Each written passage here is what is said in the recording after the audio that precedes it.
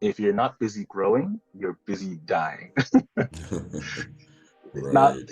one might one might be like, whoa, there's got to be a middle ground. Having a sense of curiosity, Mhm. uh, always being willing to learn, be willing to learn, be open to new ideas. Living in New York in and of itself In New York, is yeah. yet another expense, Yep, right? yep. Thanks. Yeah, and now I don't have a job. Yeah, you don't have the means. And It's like, welcome everybody. This is another episode of Alpha Delta, a podcast where we have conversations with people who are operating at a higher level than most, with the hopes that it motivates and inspires people to become the best version of themselves. So today, I'm joined by Theko. Theko is someone who we went to the same boarding school. He was years above me, many, many years ahead of me. But I think his journey since then and the things he's done has been very inspiring. And I'm hoping he can share just his experience on this episode and that his story will, motivate and inspire you as the audience. But, Theko, for those who don't know who you are, could you just, introduce yourself, tell us who you are, where you're from, what you do, and where do you go to school? yeah, Joe, thanks for inviting me onto your show. I'm honored you picked me out. I'm honored that you brought me onto here, and I'm excited for this conversation. So, who am I? So I always like to start off with saying that I'm South African born, proudly South African. I am one of three in my family. I have a twin brother, we're closely connected to. Um, I guess by trade, I'm a software engineer at heart. Right. I love technology. I love dabbling with technology, and Mhm. I'm currently a software engineer working under Google. Um, yeah, and I just had a fascination for technology my entire life. So it's Right, always an exciting day for me to continue to work in the space. right. Awesome, awesome. Very, very cool. All right, so the first question I have for you is what does being alpha mean to you?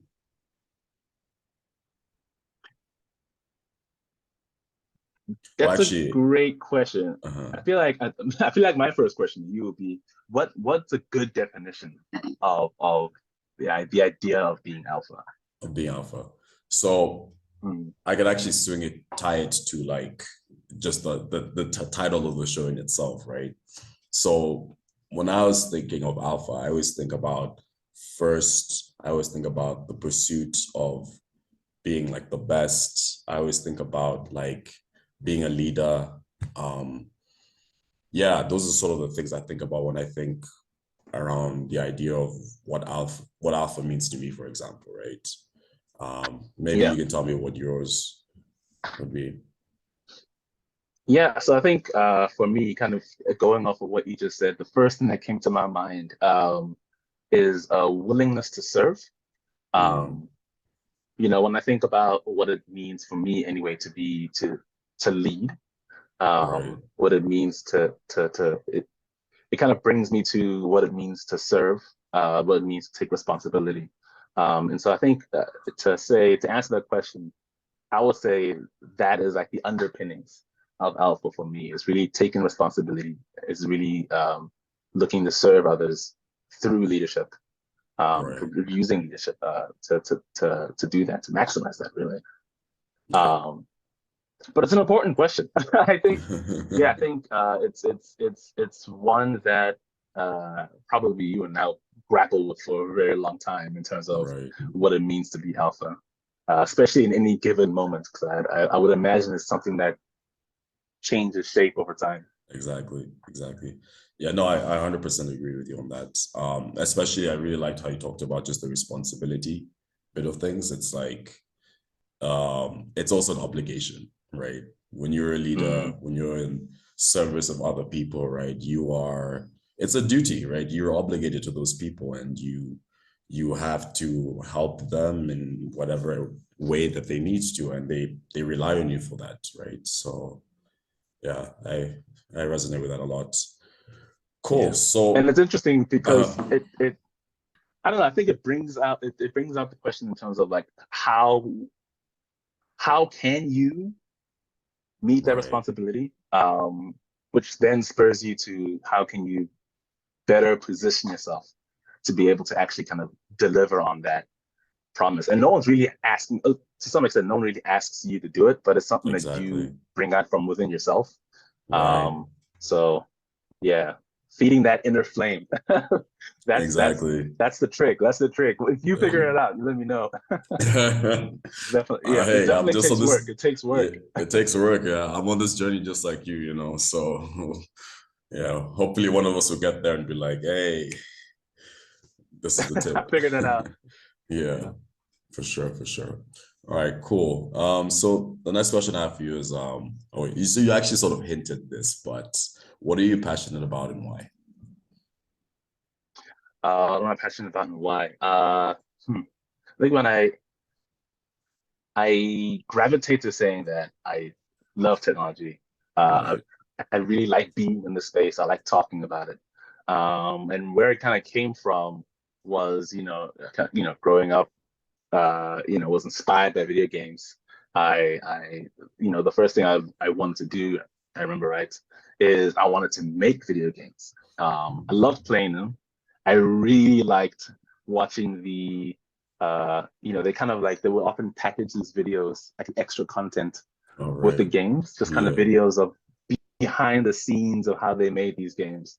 Right. And I was always kind of fascinated, to that realization of like, wow, people made this Right. Right. amazing kind of graphical experience. Yeah. And for the longest time, I was like, I want to be one of those people. Like, what? Right. Make me one of those people. And so that kind of led me on this journey of diving into technology, being in technology, meeting other technologists, um, and studying software engineering, computer science was a great continuation inlet into that space. So I love working in the space. I love operating in the space. I love what the space is doing, really. Right. I don't know what facet of our life has not been changed through It's true. software technology. Um, and yeah, it's an exciting, and it continues to be an exciting time, right? I think the past few years with Yeah. technology, we've seen technology kind of continue to take center stage. So Yeah. No, I mean, like I connect to that a lot because like I'm also in the tech space. I also work as a software engineer, and like my own journey is very similar. It's like, you know, grew up playing a lot of video games. I was fortunate that my parents had this busty ass computer that used to just sit in like a study room and it had a Windows yeah, 97 on it. And during those days, it was like dial-up internet. So when you turn it on, you literally hear a sound go dee, dee, dee. yeah, So it waits a while, yeah, right? And like I remember just being so obsessed. I mean, remember like I was never allowed to use it during the week because of school, but like on the weekends, I'll just spend hours just like surfing the internet, learning like all these different things. I'm like, wait, people, you can watch this, you can do this. It's like, just getting really, really obsessed. And I wanted to know, like, okay, you mean people have actually created this? Like somebody has like spent time and they've produced this product, right? And that yeah, really, really sparked my just I guess that inner desire to really want to yeah, explore technology. And it is just evolved. It went from consuming to now wanting to be produced. So I started learning like how to do exactly. design, how to like, build simple websites like HTML and stuff. Like, and then over time it just kept on compounding over the years. So yeah. Yeah, and I had a similar experience. My brothers and I, almost exactly just like you said, right? Yeah. During the week, no access. No But then access. during the weekends, the laptop that we had in the family, it was a company issued device for my father. Nice. And so with complete hesitance, he was just like, all right, you can use the laptop, Yeah. my work laptop, Yeah. to play games, To which I play think for him games. was just like, this is a bad idea. This is a Yeah. really bad idea. Company issued So especially. yeah, company issued especially give it to a couple of kids and hopefully, Yeah. and things have gone wrong in the past. So that, yeah, we've definitely gotten in trouble a number of times. But yeah, we get our chance in the weekend. We'd be like, all right, couple of hours, and then we, play some games on this laptop. Right. Yeah, it was really fun exploring that space through that lens. Of course, of course. And it's fascinating when you think about it, like you think about, let's say, the internet then and then now. Like I just remember thinking as a kid, just being so amazed by it. It was slow as hell and it was looking pretty crappy, but like it was still just such a fascinating experience. And now if you tell me to like surf the internet on that same Windows 97 computer, I'll just be like, there's no way that can happen. So it's just like you said, how the internet and just technology has really shaped everybody's lives in every single way. Yeah, it's amazing, honestly. It's really amazing. Yeah, and that was what, maybe 20 years ago, maybe 25 years ago. Yeah, yeah. Uh, Wow. jumping ahead another 25 years, Just who imagine. knows where we're gonna be right now. There's so Exactly. many let me say fledgling technologies that are currently being developed out of labs in MIT, and so Right. on and so forth, kind of the usual characters. Yeah, the usual, of course. If it's not You know, NASA or the you know, government, it's the universities. yeah, Yeah. yeah. So it continues to be an exciting space. Um, and another interesting topic is just how far it's gone. There's still a lot of people that still don't have what modern technology at this point. I think what was the number? Something like, and don't quote me on this, Okay. but almost like half the population on the planet still doesn't have I think broadband internet. So, Wow. so Mhm. there's that's a massive gap. It's a massive gap. Yeah, for sure. But but that still speaks to the size of the opportunity still out there for Yeah. technology to address. Nice, nice. All right. I know you sort of hinted this, talking about like, you growing up with your three brothers, playing a lot of video games, spending time just learning about technology. But I want us to just take a step back even further and then just like let's just talk a little bit about just like your childhood, like what was it like growing up for you? Just give us an idea of, what you spend your time doing. What was high school like? Just give us just the overall picture of, what growing up was like for you. Yeah, so I think for especially my twin brother and I, and at the time we had another cousin living with us. I consider him my brother. We were Mm, all kind of the same age. We right. had older siblings that really kind of they kind of set the pace for Mm, what could be done in the family. I right. would consider my older sister, my older brother, and my cousin sister extremely successful people Right. throughout primary school, throughout high school, even in university and beyond. They Right. continue to kind of really kind of set the pace, set the Right. pace for the rest of us running behind them. So it wasn't a household that was unaware of what academic and sporting achievement looked like. And Right. so, for the longest time, at least in the beginning, we just kind of had to like follow the model, really, just follow the model. And so, Yeah. we studied hard.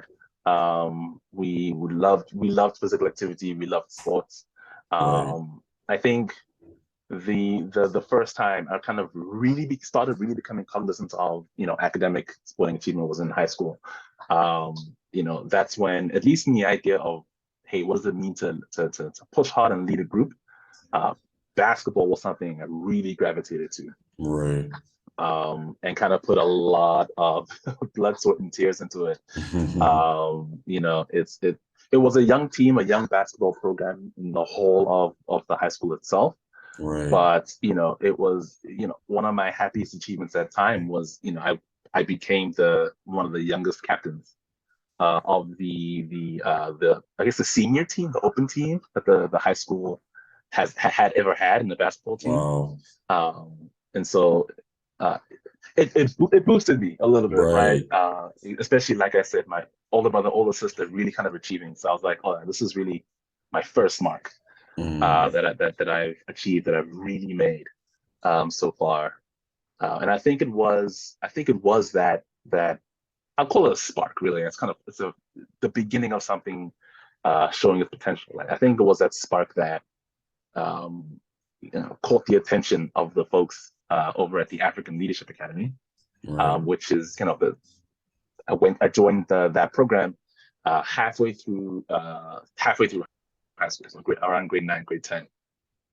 I did the last 2 years at ALA, and I think at ALA is when that was an eye-opening experience for me. Right. I Yeah, don't know. I don't yeah. know if you share that sentiment. No, I do. I think it's a very common, I yeah, it's a very common thread, common yeah I theme with anyone you yeah talk to. It's like, yeah. I thought I knew what excellence was. I thought I knew what success was. But Yeah, when you yeah, yeah. see your peers, your fellow classmates, having come to the school, having great, incredible achievements, I'm really really proud to have shared classrooms, and shared a seat with many of them. Yeah, That was when I was just like, wow, this is what is possible. exactly. Um, who says it's not possible of me, right? Exactly. That's when I really started to explore and define what it means for me to excel and where I want to excel. Yeah. So I left that high school, what I think is the right principles for anybody to leave with, right? Which is, um, academic excellence, Mm, integrity, and integrity right. in a lot of things, in integrity in yourself and integrity towards others, Yeah. um, and a passion for the African continent, which will never go away, That's never go true. away. It's very much true. I consider myself a huge Right. optimist for the African Same continent. here. Uh, so yeah, kind of getting out of AMA, I think I carried those values, and it served me well. Right, absolutely. I really liked how you spoke about just the importance of you having role models when you're growing up. You talked about your older siblings. They sort of set the pace for you as to what's expected, right? You off the bat had some big shoes to fill, right? You and your Yeah, brother, it's like you guys gotta match up. You're not gonna just be slacking. You have to meet some specific standards, right? Um, and then of course, we share the same eye-opening experiences, which is ALA. And just like you said, like I think for me, the first month or two, the biggest shocker is that, you come from your high school or wherever school you're from, you're probably like one of the top achieving students academically. You go to ALA, everybody's like that. Everyone. So yeah, it kind of humbles you because it's like you can feel like you're like the best of the best academically, you're getting A's and whatnot. It's like I feel like for me, I think ALA, the whole experience, like that was the first time like I was like, I used to get happy with getting B's. I was like, yeah, like because like it was they because really kind of push those standards that high, right? yeah. Like it really does. And like in itself, the program itself is like it's an A-level program, but like on steroids, right? We take 6 classes when you typically are supposed to take only 3, like at most 4, right? So Mm. it's yeah, just that whole thing. I mean, but definitely an eye-opening experience. Definitely just ignited just the passion for the continent, my passion for the continent. Um, and then of course, the integrity piece as well, and then just the academic excellence too. It's like all those key things are just very, very um, impactful, right? So cool. So walk us through how you got to where you are today. Just tell us a bit about your career path. What are some of the things you've done? Just tell us that whole entire journey. Yeah.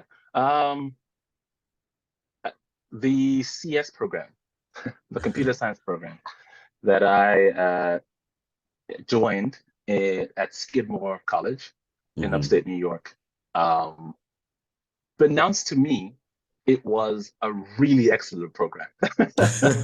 you know, It's you hear about your Georgia Tech, maybe your Carnegie Mellons, maybe your Caltechs, and just like the great engineering programs they have. Right. But Skidmore turns out had incredible professors Oh, that were really? working in their faculty, but it wasn't necessarily something that they broadcast too loudly, which I hope they're doing today. And so I landed at Skidmore. Again, I was just tunnel vision towards computer science. And I was like, this is the program I'm gonna do. This is what I'm gonna graduate with. I want to be a software engineer. Right. And so, I was lucky to land at a school that had very small classes with very excellent faculty. And so I was able to essentially, I think I took almost every computer science class they had to offer at that school, Even the besides ones you one, didn't. which I took. Yeah, So even the ones besides you didn't one, I want took to. abroad, right? Yeah, yeah. I Nice. was I just wanted to dive into every Right, aspect that I possibly could. right. So it gave me a great breadth in the field, Right, as well as it helped me.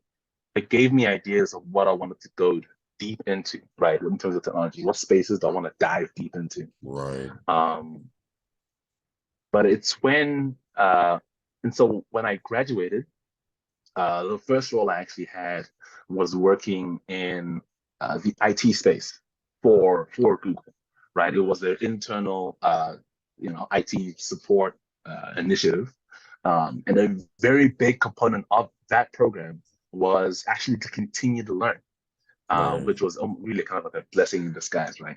So Yeah, they really kind of pushed this idea of like, hey, you're doing this role, but we want you to pick a domain, pick a topic, pick an idea that you want to learn and dive into, and we'll give you the resources to do it. right, And so when I was doing this role, getting in this initiative, uh, uh, that's when I really figured out how I best learn. right, I think during school, they give you a framework. There's a framework, it's structured. And so just right. kind of stay in that framework, stay in that Yeah, structure, right, add a little bit of diligence. right. And I think you'll find success. But now when you're in a corporate environment, no one's telling you how to learn. No one's grading you either. So Right, you don't know if you're doing well or not. right, So I had to kind of figure out my structure in an unstructured learning environment, which essentially was really answering the question, how do I best learn? How do I right, best kind of grow, right? right, And so that turned out to be very important for me. Um, I figured out what topic I wanted to dive into, right? right, I really like this idea of writing really, really fast, really, really performant right, software, uh, which then asks the question like, what space does that allow? What space is that a concern? right. And then I kind of dove headfirst into that space. We start hearing things like, C++, Yeah, software optimization, compiler yeah, optimization, right, um, you know, and I think that was a great coincidence, I was very glad or blessed to stumble upon that, to have that interest, right, because that's a topic that a lot of people are concerned with. right. A Of lot of people course. are interested in. Right, And so when it came time to transition from that role, um, I found myself in a very unique position of you know being somebody with a set of skills that people really, really wanted, right? I had worked with the Google compiler team for right, a few months. I really had studied the language C++. I was really kind of getting myself knowledgeable in the space of software optimization, compiler optimization. And so it was very nice that a transition point where I landed in a compiler team at a blockchain startup. right. And so that's when I entered the blockchain space. Yeah, And at the time, I really entered the space not knowing what that space was, right? I was just like, oh right. yeah, they're building a compiler and they're paying people to build a compiler. Oh, all right, that sounds like fun. Yeah, yeah, But then that's when I kind of dove headfirst into all things blockchain, all right, things Ethereum, Right. which is a whole other world in and of Yeah, itself. for sure. I guess long story short, I worked there for a while. I was coding every day. I was happy. You know, it's a happy place to be when you're writing software from the moment Right. you arrive to the moment you Right. leave. Um, Right. and so I got to hone those skills. And then later on, after that, rejoined Google as a software engineer. And I've been working under the search umbrella ever since. Nice. Very, very cool. Yeah, it's just like just been the theme of technology has just been with you, right? This whole entire journey. Yeah, that's awesome. Yeah. That's really awesome. Yeah, I think with that theme, I was really just like, yeah, this is where I want to be. Yeah, yeah. You just like dive Right. deep, I like want deep. to, yeah, Yeah, this this is is the space I me. want to be. But Keep me now, right there. yeah. Perfect. But the thing is, though, within this space, there's so much you can True. do, really. There is Right. actually. There's Gone from doing IT to compiler engineering in blockchain.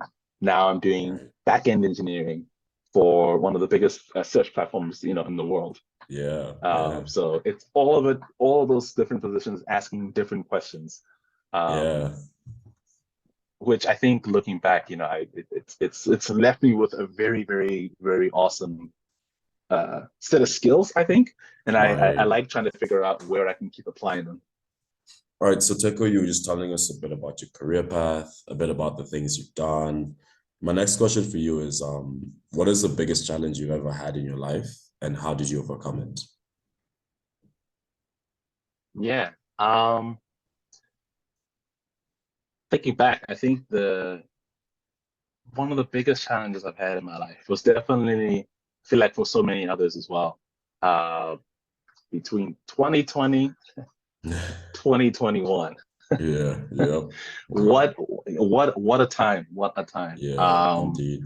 You know, I I at the time, this is kind of, you can almost imagine, right? I think we all vividly remember this. Uh, it was around May. I was just finishing up my second semester in graduate school. I was Right, studying, I was getting my master's degree in machine learning and AI. And I was also working part time at the startup, right, as a compiler engineer. right. And once everything hit, the wave of turmoil kind of swept across the world. Um, Jeez. I was I was among those that were laid off from my organization, Wow. as they kind of were just trying to, like, tighten up the ship, right? And so you Right. can imagine, I have 2 more semesters to go that I have to try to Yeah. cover and pay for. I'm living in New York in and of itself In New York, is yeah. yet another expense, Yep, right? yep. Extremely high And expense. now I don't have, yeah, and now I Yeah, don't have a job. yeah, you don't have the means. And It's like, and like, so yeah. yeah, so it was just like, wave on wave kind of crashing in. But I don't, I feel like at that point, everything that I'd learned and experienced kind of suddenly culminated to a single point on how I'd react to that situation, right? Right. When True. I was told that I'm being let go, Yeah. um, after the call, I realized, like, huh, okay, this is happening. This All is right, this is happening. happening. And Yeah. so the first thing I said to myself was like, you know what? We're gonna take the day. Take the day. Right. You were just punched in the face hard. Yeah. You know, hit the hit the canvas. Let the referee count to nine. Let him count to nine, Literally. right?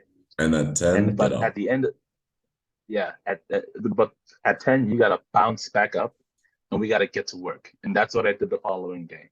I Right. knew that, look, I know how to do, an engineering interview process, right? Right. I know the formula. I need to practice, practice, practice, Yeah. and get out there and just kind of market myself, market my skills and what I offer, right?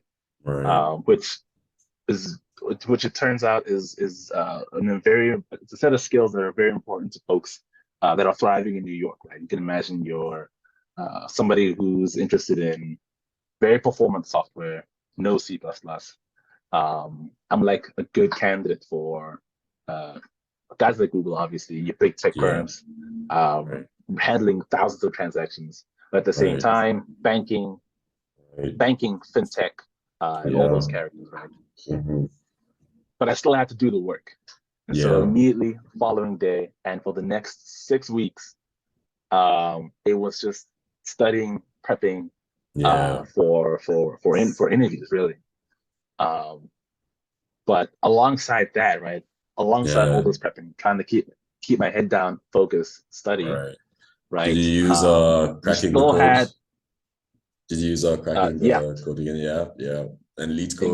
exactly, in lead code. But the thing is, so I didn't necessarily just kind of go top down, if that made sense. Mm. There's a lot to learn, there's a lot to cover when Yeah, you're kind of it's prepping for pretty an interview, intense when you think about it. Like that, the right? whole process is very intense. Because like, I don't know about your experience in college, but like for me, like we only had like a semester of like algorithms and data structures, and like they didn't teach it like the way it would be. You would need to know it in order to pass a coding interview.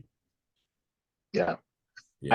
I often tell people, and this is one of the things, like the first week going into this, I was like, this is really how I have to treat this. For me, interviewing is it's a totally different thing. Yeah. For me, interviewing is akin to it's a totally different sport Yeah, it to is. It actually is. working as a software engineer Yeah. and studying as a software engineer, right? Yeah. Interviewing is a different sport. And so for me, I was like, school, they teach you how to run, they teach you how to jump, Yeah. they teach you how to throw. Yeah. But now for an interview, you got to go play basketball. You gotta So go. what do you do? What do you do? Right? What do you do if you want to practice, get better at basketball? You practice basketball, right? Yeah. And so that's what I did, right? You're not gonna have a code editor giving you hints when you're coding. Yeah. So I practice on a notepad, right? The notepad on Windows or a Yeah. Google Doc, which is the classic way we do it. Um, and really, that's how I kind of treated it, right? I really wanted to prepare myself for the environment I was going to be in, Hmm. right? And so when I practiced my coding questions, I would speak out loud to myself because I Right. knew it's important to bring the interviewer into your mind and Yeah. how you think and process things. So if you Right. get really good at not rambling, you know, Yeah. I don't want to ramble my thoughts. I want you to Right. kind of ramble in my head, but articulate some sort of a process, a stepwise process of how I decompose the problem. Right. Wasn't good at it at first. I'll tell you that right Yeah. now. It's a skill. It's a Definitely skill. rambling. Yeah. Yeah. It's a skill Yeah. just like anything. But 6 weeks later and a couple of failed interviews later, um, I think I was good enough to obviously, ultimately, as you know, I landed the gig at Google. Yeah. So The top. yeah, seemed to work out. Yeah. Yeah, for sure. Um, but after that, after landing that role, now the new challenge came. Yeah. I had to work full time at Google, finish up my year in the graduate program, and somehow see my family and I through this turmoil that is a pandemic. Yeah. Um, Jeez. and then just for dark humor, sprinkle in protests happening across the Yeah. U.S. of A. Right, Yeah. it's Actually, yeah. a tough time, it's a difficult time, but I think I'm proud of how we came out of it at the other end. For sure. No, I agree 100%. No, it was a very, very dark time for everyone. And I feel like everybody has their own Yeah. battle scars, right? Like everybody's been Mhm. scarred completely. So cool. So yeah, my next question for you is what advice would you give someone who's trying to do the same things as you? What advice would I give somebody trying to do the same thing as me? I think for me, the one of the things that's turned out to be very important for me um, is having a sense of curiosity, Mhm. uh, always being willing to learn. Be willing to learn, be open to new ideas, um, but all of that sitting on top of a foundation of discipline, Right. right? Uh, I think the ability to uh, go from being curious about something, then go to asking questions about it, really interrogating that curiosity, but Right. then having the discipline to go find the answers, having the discipline to chase it down, explore it, has served me well. And I think for somebody who wants to thrive in technology, it becomes a very important skill trait Right. to develop. Right, technology is moving faster than any of us can consume That is true. or understand That is or true. learn. That is true. But having that sense of curiosity to continue to want to learn more, to engage more, understand more. You want to engage with everything, but understanding where you are, where you want to go, and then having the curiosity to pick at different subjects and topics that you think might lead you down that path. Um, yeah, I don't think you can really go wrong with that foundation. Right. It's definitely been serving me well so far. Yeah, for sure. Yeah, I think just in anything, like just having curiosity is so important because it's only when like you're curious that you'll actually like take the invest the time you need to like fully comprehend a specific field, topic, subject, whatever it is, right? You just need that sense of curiosity, just in anything. It's such an important attribute to have. Yeah.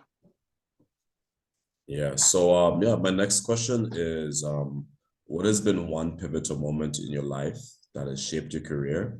And the follow-up question to this is what has been the greatest achievement in your career so far? Pivotal moments and greatest achievement.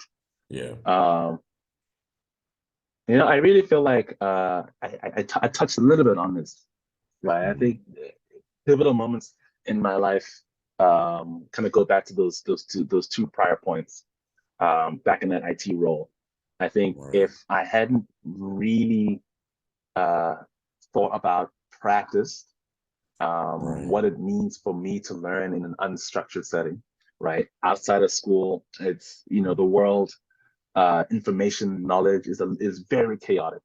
Right. But finding out how you best distill all that, you end up just getting blown with the wind whenever the wind blows, right? Right. And so being able to find out how you engage with the world, that was a very, very important moment, Right. process, realization for me.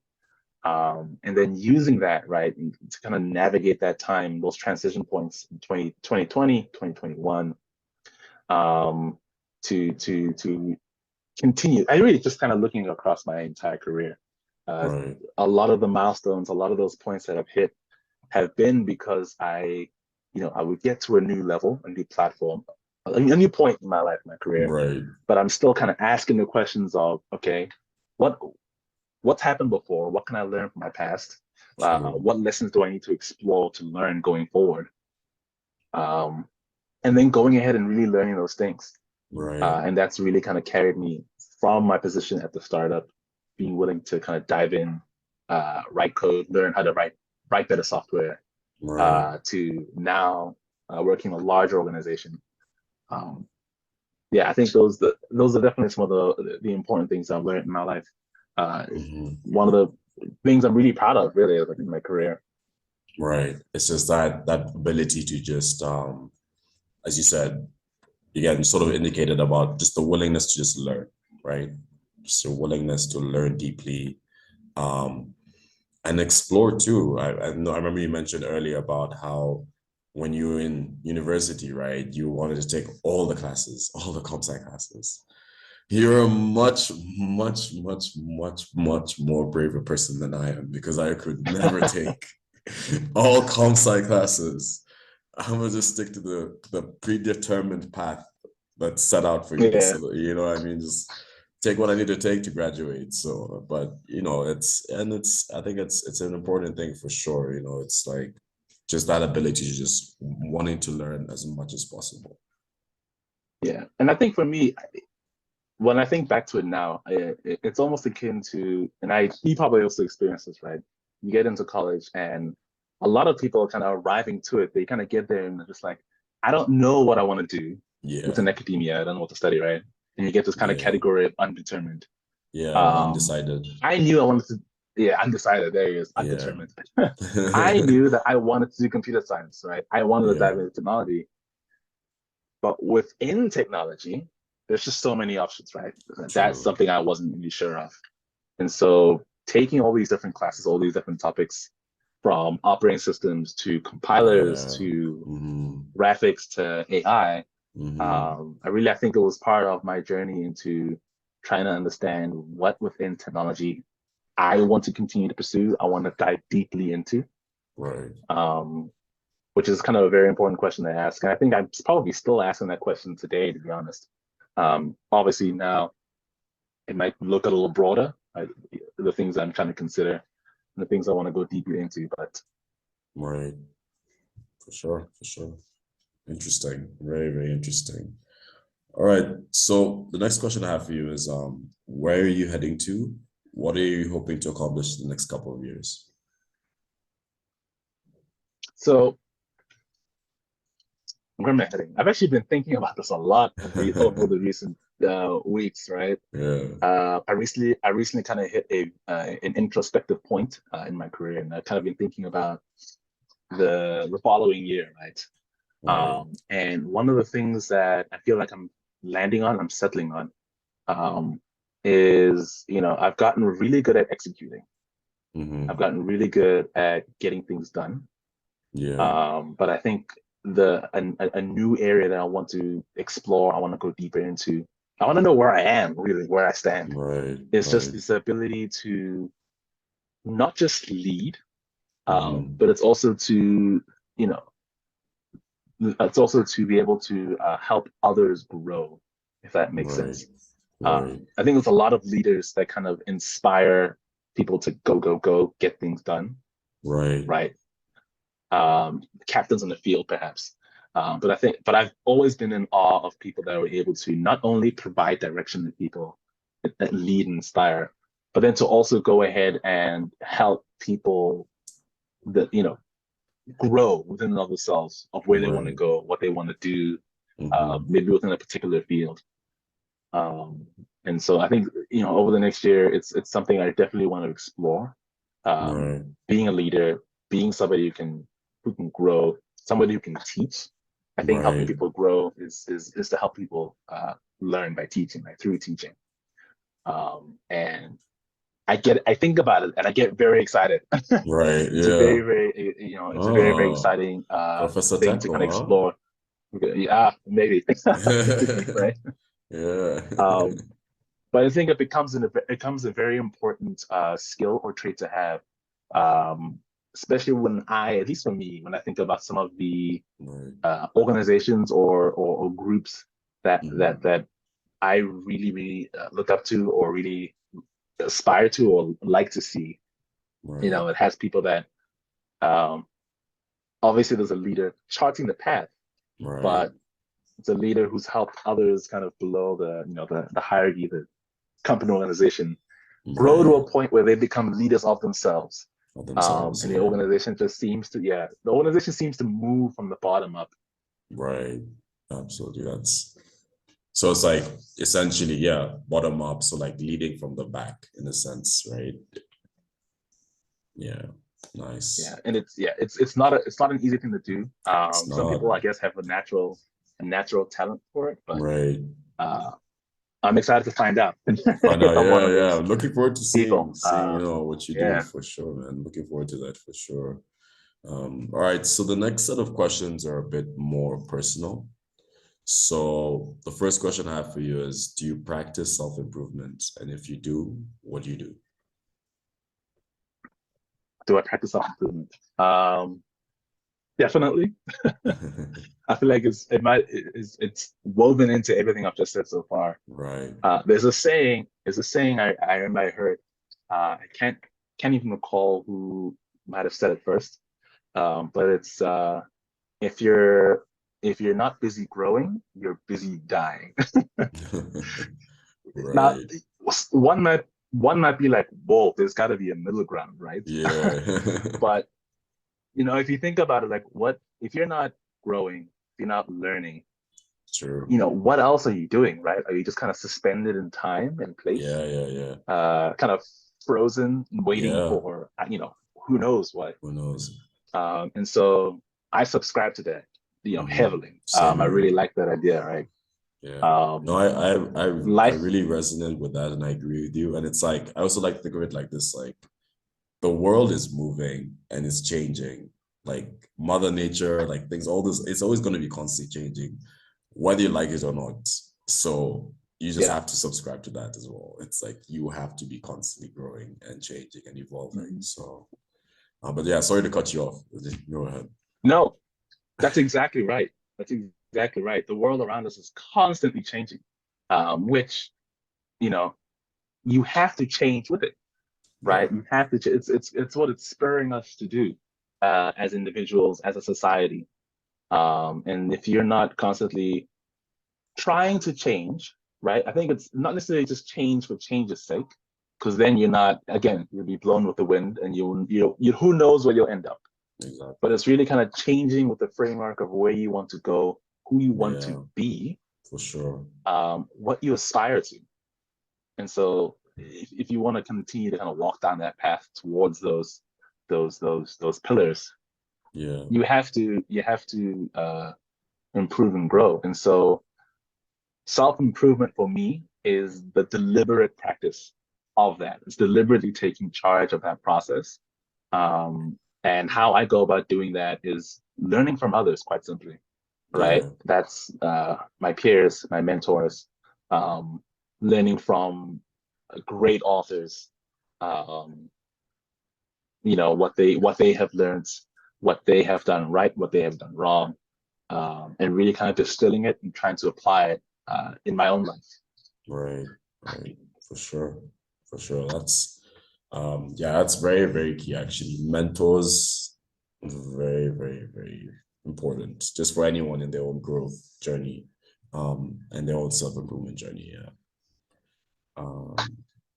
Cool. So the next question I have for you is, what is one area of your life you feel you could improve on? One area in my life I can improve on. Um, hmm, I think it might go back to, um, again, at that previous point I talked about, really asking the question of how do I help others grow? Mm-hmm. You could rephrase that question to say, how do you help others thrive? Thrive. Right. Um, Easier said than done, hard Yeah, to do, right? Because absolutely. it's really about meeting people where they are, Mm-hmm. understanding what they need, right? Which is different from perhaps what they want. Right. And then helping to foster an environment around them that can help them continue to excel and achieve, right? Hopefully, all of us towards a common goal. Right. Um, yeah, I think I want to define what that looks like for me. I want to know where Right. I stand in my ability to do that, to offer that, be in service of that. And I think that's an area of early exploration, Yeah, for sure. early exploration. But it's been fun so far, although Right. it feels like it just got started. For Maybe sure, it'll for feel like sure. that the entire time, right? Every Maybe, 10 years down yeah, the road, it's I'm just just like, I that's feel just like I part of the just got journey. started. Yeah, that's Yeah. just part of the journey, right? Nah, interesting. That's really cool. So yeah, my next question for you is, what does being a man mean to you? Oh, that's a good question. Yeah. Um, do I have a simple answer? I don't. I don't know. It's not a simple That's such question, so a it does not need a simple answer. Yeah. Yeah. It is not a simple question at all. Yeah. There's just so many influences. There's Yep. so many Yep. influences Yeah. that Yeah. that Yeah. impact like any given individual. Yeah, I feel like for me, it's it's still something I explore every day. Mm-hmm. I think it's still something I'm trying to get a better grip of Right. as I, continue to grow and mature. I think at its core, there's it's definitely underpinned by values, values as a Christian. Right. I grew up Roman Catholic, Right. So those lessons, those values are definitely at its core. And also lessons Mm-hmm. and aspirations that were Right. bestowed upon me by my own father. Right. Um, if I could be 50% the man that he is, Right. then I'll consider myself a very lucky man.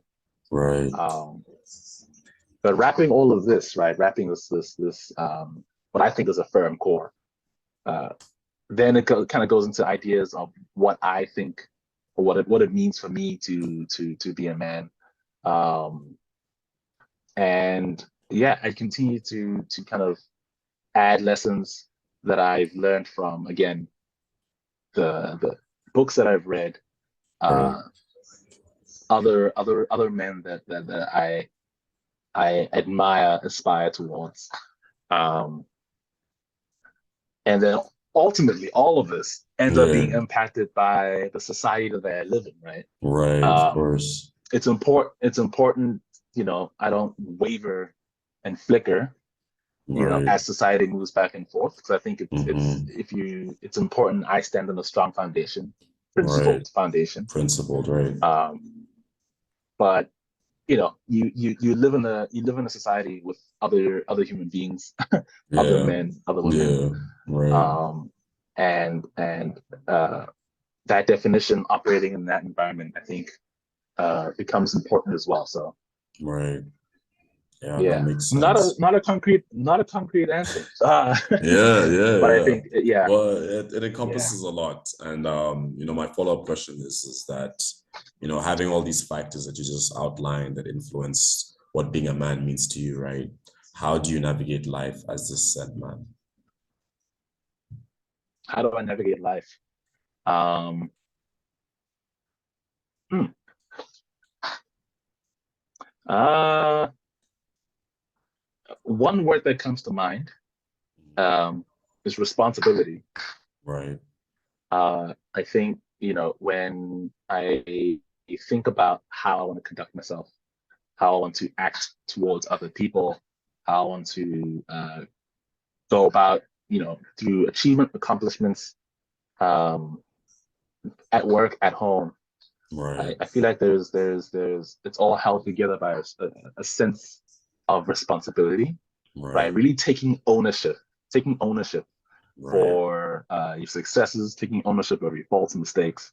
right, Um, and I try to stay true to that, stay honest with that, not be deceitful. Um, I guess everyone's trying to be hopefully not deceitful, right, but right, it's really kind of putting my best foot forward for myself, for others, right, in what I do. I think that's really kind of the what one of the things that underpins how I conduct myself on a day to day. right. Hold up my end of the deal. Hold up my Yeah, end of the deal. yeah, yeah, for sure. Sure. Nice, nice. I like that. I really like that. It's yeah, the responsibility piece for sure. That's a very, very key thing. Um, Mm, and even just like being able to like be responsible for yourself, but others as well, and being able to also lead them to just as you said. I think those are just very, very key and important insights for sure. mm. So my last question for you is, we just had this very interesting conversation just about your life, your experiences, um, and all these different areas, right? So the question is, what does being Delta mean to you?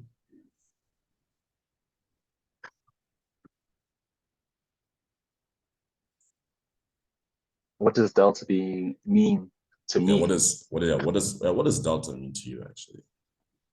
And Yeah. you can be philosophical, or you can be literal, you can answer it however you want. Yeah. Hmm. I don't know if I have a fixed definition. Hmm. Um, but some of the things that come to mind again is that idea of um, stepping up, Yeah. leaning in, leaning forward, Right. And not necessarily stepping on, over, or pushing away or aside, Right. right? Those are really different things. But it's this idea of uh, not falling away or falling shy to the background and being willing to step forward to, really to do what needs to get done, to really Right. understand where your responsibilities are, uh, especially when it comes to where you want to go, owning Right. it, Right. um, where you're needed, where you need to be, looking Right. towards others and where what they want you to be, and where they need you to be. Taking ownership of that, taking responsibility of that. Um, yeah, I think that's to put it succinctly, I would say Yeah. that's kind of what it means for me. Right. That's that taking ownership and leadership, right? Nice. Exactly. Nice. All right, man. We've come towards the end of this interview. Final remarks. Where can people find you? And is there anything that you want to promote on this episode? If people want to reach out to me, best place to find me is on LinkedIn. Right. I am on Instagram. I am on Twitter. But yeah, happy to reach out to me on those platforms there. Yeah, and for everyone watching, I'll just add all his socials and the links in the description of this episode, so you can just check the description and you can connect with Theko through there.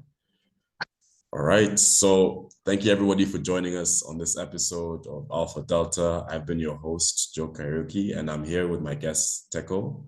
The purpose of this podcast is just to motivate and inspire people to become the best version of themselves.